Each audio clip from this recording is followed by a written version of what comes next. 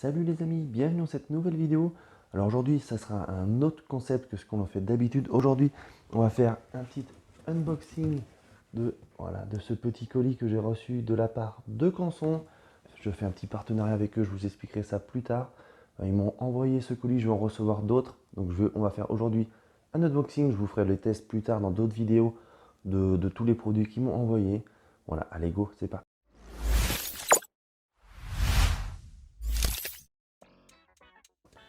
Tous les liens des matériaux que vous allez voir dans cette vidéo seront dans la description avec un petit numéro pour que ce soit plus facile pour vous pour le retrouver. Alors voilà comment se présente le colis.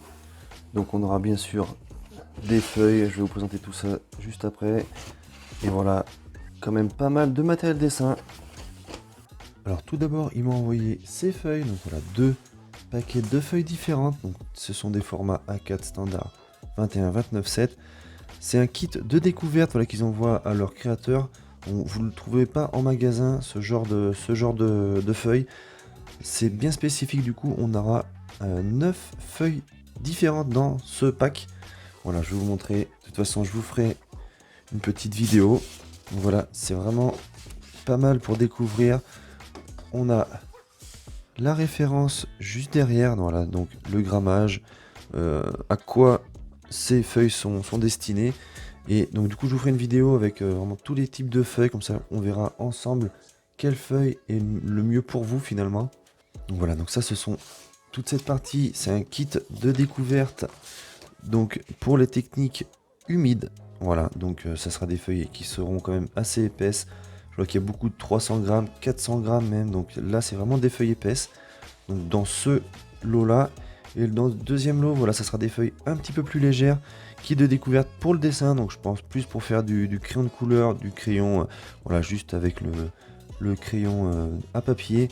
On aura du 180 grammes, du 90 grammes, voilà, donc c'est quand même plus fin. De toute façon, je vous montrerai tout ça donc dans une vidéo. Voilà, donc on a différents types, différentes granulométries, voilà. Il y en a du lisse, du granuleux, donc je vous montrerai tout ça. Ensuite, on a les Aqua Brush Duo, donc voilà, des feutres aquarelles. Ils m'ont envoyé différents formats. Donc là, c'est un pack de 36, et là, c'est des packs de 6, donc voilà, 4 packs de 6. Alors attendez, on va juste les ouvrir. On va juste en voir un. Voilà, ça se présente comme ceci. Donc ils ont une pointe fine et une pointe brush. Voilà, je testerai de toute manière dans une prochaine vidéo, je pense notamment sur du pixel art peut-être. Je vais les tester. Voilà, donc, le gros avantage c'est d'avoir, donc là j'ai des couleurs pastel, des tons de peau, des tons gris. Voilà les couleurs principales. D'ailleurs on va les tester vite fait juste pour voir ce que ça vaut. Donc sur une feuille Canson, j'aime beaucoup ces feuilles Canson aquarelle. Donc c'est du gros grammage, c'est du 300 grammes par mètre carré. J'aime bien ce type également de format. Allez, on vient tester quelques petits feutres. Moi personnellement j'aime beaucoup la pointe brush, si vous connaissez, j'utilise beaucoup la pointe brush notamment pour faire des dégradés.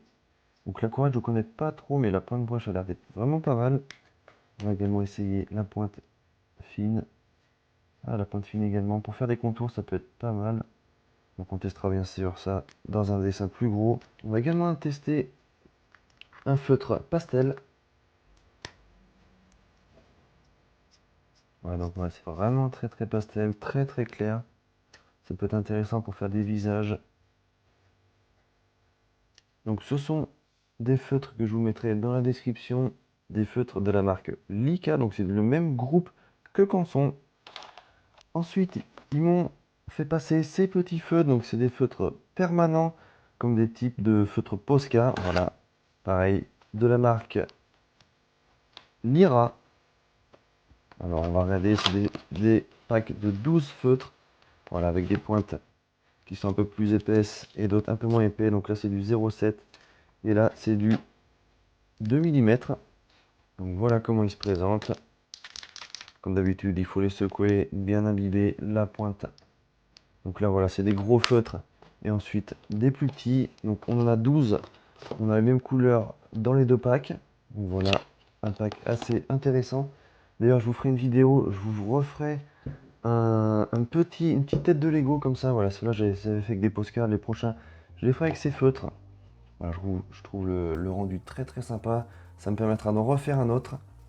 Ensuite, on va avoir deux packs de 36 crayons. Donc des crayons de couleur. Ça, c'est des crayons de couleur normaux. Et j'ai également la pack de crayons de couleur aquarellables. Voilà, ça me fera l'occasion de les tester. Moi, j'utilise quasiment que des feutres à alcool. Donc ça fera l'occasion de tester un petit peu autre chose. Voilà, ce sont de très très belles boîtes. Alors, attendez, on va venir l'ouvrir. Tac. Donc voilà comment ça se présente, des crayons de couleur normaux. On va s'en tester un ou deux juste pour voir. Donc ceux-là, ce sont les aquarellables. Bon, j'ai pas l'habitude d'utiliser des crayons de couleur. On verra, de toute façon, je vous ferai un dessin avec ce type de crayon. On va tester une autre couleur vite fait pour voir. Ah voilà, ça c'est beaucoup plus vif. Ah, j'ai pas du tout la technique, on verra ça dans un dessin. On va essayer les crayons de couleur normaux. Ceux-là, c'était les aquarellables. On va également essayer les normaux. Alors, ceux-là sont un tout petit peu plus gros, un tout petit peu plus large à la prise en main. Donc, voilà, la couleur est quand même bien intense. Là, j'appuie quasiment pas. Et on voit que ça remplit très très bien. Donc, on testera ces petits crayons d'ailleurs sur les feuilles que j'ai reçus dans le pack. Ensuite, on a ces petits crayons, voilà, très intéressant également.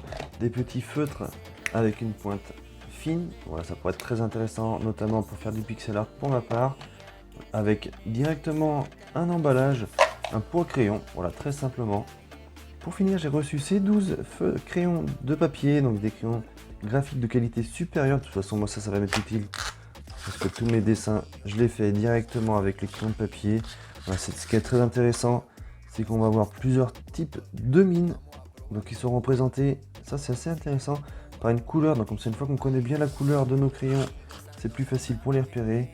Donc voilà, de toute façon, des crayons, on les testera également en vidéo. D'ailleurs, pour l'instant, j'utiliserai que cela. On verra comme ça ce que ça vaut.